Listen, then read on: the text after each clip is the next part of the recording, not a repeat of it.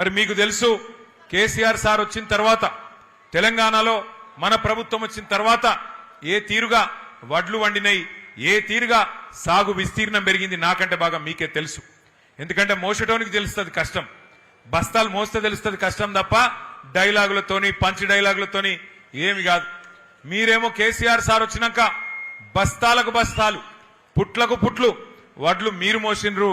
మరి రాష్ట్రంలో ప్రజలకు బువ్వ పెట్టే విధంగా, దేశంలో ప్రజలకు బువ్వ పెట్టే విధంగా అటు రైతన్న కష్టపడితే మరి మోసి మోసి మోసి మీ ఈపులో కాయలు కాసిన పరిస్థితి. మీరేమో బస్తాలు మోసి, వడ్ల బస్తాలు మోసి, బియ్యం బస్తాలు మోసి మీరు కష్టపడ్డారు.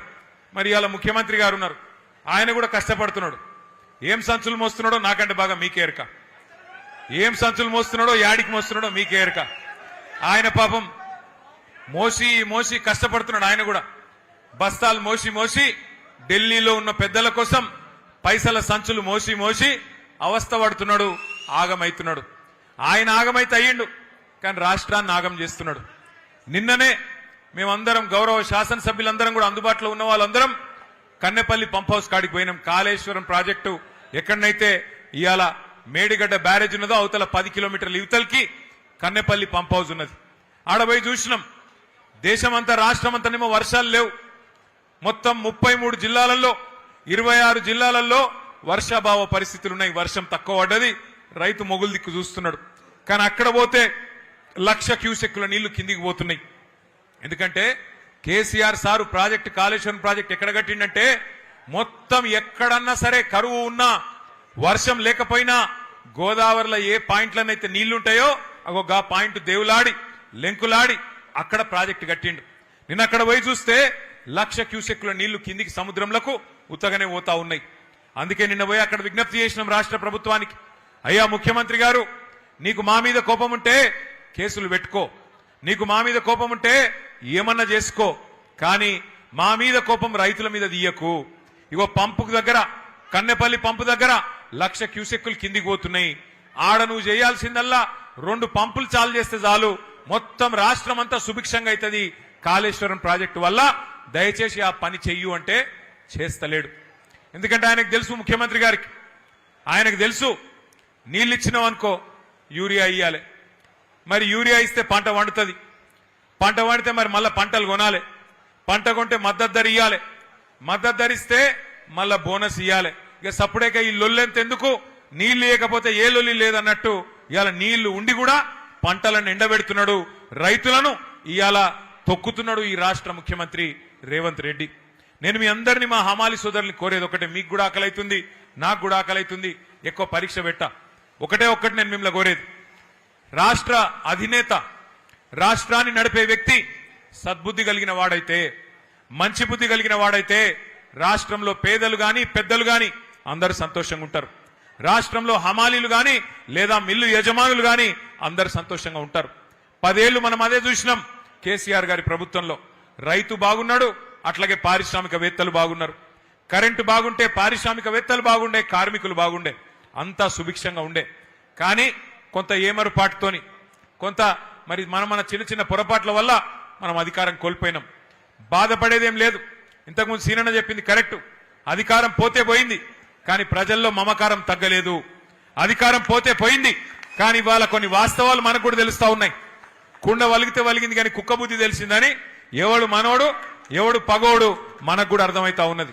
ఎవరైతే ఇవాళ ఈ కష్ట సమయంలో కూడా మనతో నిలబడి ఉన్నారో, 18వ ఆవిర్భావ దినోత్సవం చేసుకుంటున్నాం మేము, హమాలీలం, మా గుండెల్లో కేసీఆర్ ను పెట్టుకున్నాం, మీరు రావాలే అని చెప్పి పిలుచుకున్న మా హమాలి సోదరులకు మీ రుణం తప్పకుండా తీర్చుకుంటా, మీ ప్రతి సమస్య పరిష్కారం చేసే బాధ్యత నేను తీసుకుంటా అని చెప్పి మీకు విజ్ఞప్తి చేస్తా ఉన్నా. సీనన్నకు కూడా నేను చెప్తా ఉన్నా, ఇట్లే గట్టిగా ఉండండి, మిమ్మల్ని చేయగలిగింది ఏమీ లేదు. సరే మా మీద అంటూ 2 కేసులు పెడతాడు, మీ మీద కేసులు పెడితే ఏమవుతుందో ఆయనకు కూడా ఎరికే, ఈప్ సాఫ్ అవుతుందని తెలుసు. అందుకే మిమ్మల్ని ఎవ్వడు ఏమీ చేయలేడు. ఐకమత్యంగా ఉండండి, గట్టిగా ఉండండి. ఇంకొక 2 ఏళ్లలో తిరిగి కేసీఆర్ గారిని ముఖ్యమంత్రి చేసుకుందాం, బ్రహ్మాండంగా చిన్న చిన్న సమస్యలు ఏమున్నా తప్పకుండా పరిష్కారం చేసుకుందామని చెప్పి మీ అందరికీ కూడా తెలియజేస్తూ, మరి ఈరోజు శుభదినం, మంచి కార్యక్రమాన్ని ఏర్పాటు చేయడంలో లక్ష్మారెడ్డి గారు పూర్తి సహకారం అందించారు. వారికి గట్టిగా, ఎమ్మెల్యే గారికి గట్టిగా చప్పట్లతో వారికి కూడా అభినందనలు చెప్పాలి. అట్లాగే మా గౌరవ కార్పొరేటర్లందరూ వారు కూడా ఇవాళ ఇక్కడ హాజరై మీ పట్ల ఉన్న ప్రేమను ప్రకటించినందుకు గౌరవ కార్పొరేటర్లకు సీనియర్ బీఆర్ఎస్ నాయకులకు అందరికీ కూడా ఒకసారి గట్టిగా చప్పట్లతో అభినందనలు చెప్పాలని చెప్పి తెలియజేస్తూ మా హమాలి సోదరులందరికీ మళ్ళొక్కసారి ఆవిర్భావ దినోత్సవ శుభాకాంక్షలు తెలియజేస్తూ జై తెలంగాణ. గౌరవనీయులు పెద్దలు, ఈరోజు హమాలి ఆవిర్భావ దినోత్సవం 18వ ఆవిర్భావ దినోత్సవానికి అన్నా ఒక్క నిమిషం అధ్యక్షత చేతులు ఉన్న వాళ్ళందరూ సరే ఒకసారి చేతులు పైకి లేపాలన్నా. జై రామన్న, జై రామన్న, జై రామన్న.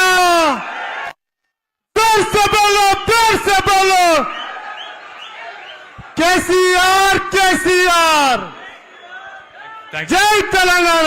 థ్యాంక్ యూ అండి. గౌరవనీయులు, ఈరోజు 18వ హమాలి ఆవిర్భావ దినోత్సవానికి అధ్యక్షత వహిస్తున్న పెద్దలు, మీ అందరి నాయకుడు, నాకు కూడా ఆప్తుడు, సోదరుడు శ్రీ హమాలి సీనన్న గారికి, గౌరవనీయులు పెద్దలు, స్థానిక శాసనసభ్యులు, ఈరోజు ఈ కార్యక్రమానికి మరి మొత్తం ఏర్పాట్లు దగ్గరుండి చేసిన పెద్దలు శ్రీ బండారి లక్ష్మారెడ్డి గారికి, గౌరవనీయులు ఇట్రా సీనన్న, గౌరవనీయులు మరి ఈ హమాలి సంఘానికి గౌరవ అధ్యక్షుడిగా ఉద్యమం నుంచి కూడా మిమ్మల్ని ముందుకు నడిపిస్తున్న పెద్దలు అన్న మాజీ మంత్రివర్యులు శ్రీనివాస్ గౌడ్ అన్న గారు, గౌరవనీయులు పెద్దలు, మొన్ననే జరిగిన పార్లమెంట్ ఎన్నికల్లో మన అభ్యర్థిగా పోటీ చేసిన మీ ఉప్పల్ నియోజకవర్గ సోదరులు, మీ అందరికీ ఆప్తులు పెద్దలు శ్రీ రాగిడి లక్ష్మారెడ్డి గారు, జనగామ మనం మన్నించాలి భువనగిరి పార్లమెంట్ నుంచి మన అభ్యర్థిగా పోటీ చేసిన గౌరవనీయులు పెద్దలు అన్నగారు శ్రీ ఖ్యామా మల్లేష్ అన్న గారు, గౌరవ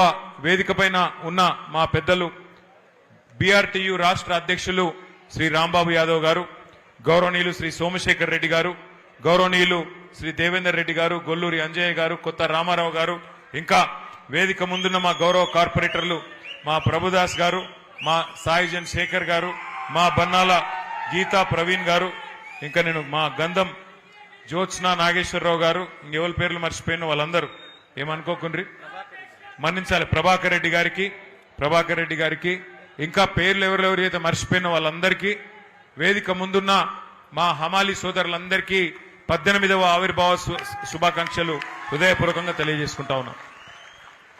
అందరేమో ఇవాళ రాష్ట్రంలో ఎక్కడికి పోయినా కేసీఆర్ తాతెట్లున్నాడు అని అడుగుతున్నారు.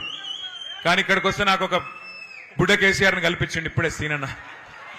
ఆయన మన్మన్ పేరే కేసీఆర్ అని పెట్టుకున్నాడు. అంటే ఎంత ప్రేమ ఉంటే ఒక నాయకుని మీద గుండెల్లో ఎంత అభిమానం ఉంటే ఒకళ్ళ పేరు పెట్టుకుంటారో మీ అందరికి కూడా తెలుసు.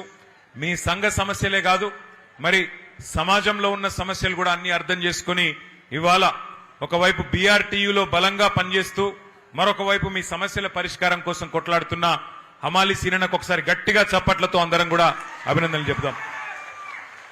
ఒకసారి సీనన్న మన కార్మిక విభాగం మీటింగ్కి వచ్చిండు. వచ్చి ఆ మీటింగ్ లో మాట్లాడిన మాటలు నేను మొత్తం కేసీఆర్ గారికి చెప్పిన. ఏం చెప్పిండంటే, అన్న నా బిడ్డకు పెళ్లి చేసినప్పుడు నేను అక్కడ మన భువనగిరి ఆలేరు ప్రాంతంలో గింతంతో జాగమ్మిన, గుట్ట దగ్గర జాగమ్మితే ఆ రోజు గింత రేటు వచ్చింది. ఇవాళ ఈ కాంగ్రెస్ ప్రభుత్వం వచ్చినాక మొత్తం రేటు పడిపోయింది, మొత్తం పొట్టు అయింది పరిస్థితి అని చెప్పిన మాట నేను సార్ దగ్గర దాకా పోయి చెప్తే, ఒకసారి తప్పకుండా కలుద్దాం, హమాలీల సమస్యలు ఏంటి అని అడిగిండు సార్. అంటే నేనేం చెప్పినా అంటే, సార్ హమాలీల సమస్యల గురించి నేను కూడా అడిగితే సమస్యలున్నాయి మొత్తం పోలే, కానీ కేసీఆర్ దయతోని 8 రూపాయలు ఉన్న రేటును 26 రూపాయలు చేసుకున్నాం, 250% పెంచుకున్నాం. 2 ఏళ్లకు ఒకసారి ఎన్నడూ లేని విధంగా గతంలో 5 ఏళ్లుంటే 2 ఏళ్లకు ఒకసారి పెంచుకున్నామని చెప్పి అన్న చెప్పిండు అని చెప్పిన.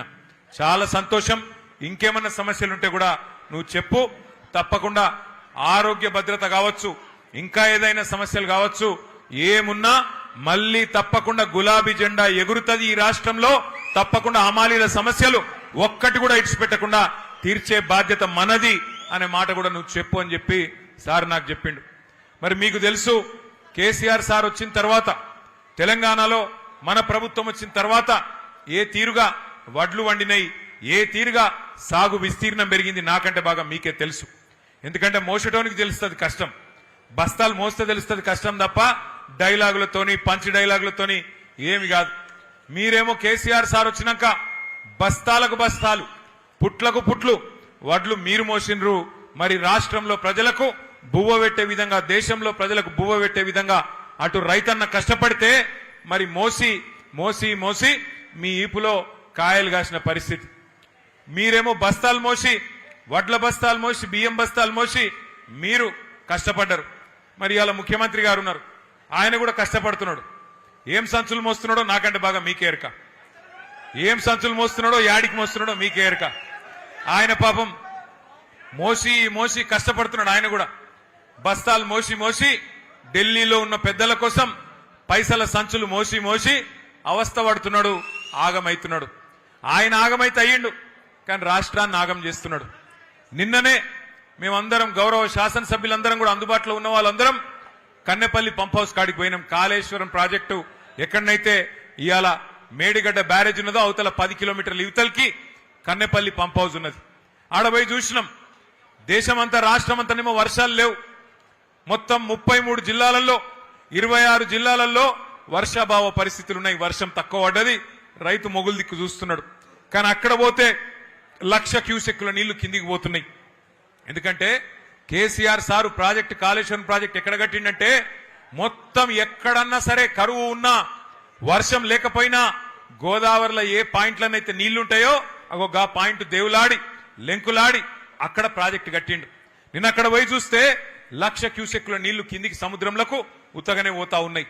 అందుకే నిన్న పోయి అక్కడ విజ్ఞప్తి చేసినాం రాష్ట్ర ప్రభుత్వానికి, అయ్యా ముఖ్యమంత్రి గారు, నీకు మా మీద కోపం ఉంటే కేసులు పెట్టుకో, నీకు మా మీద కోపం ఉంటే ఏమన్నా చేసుకో,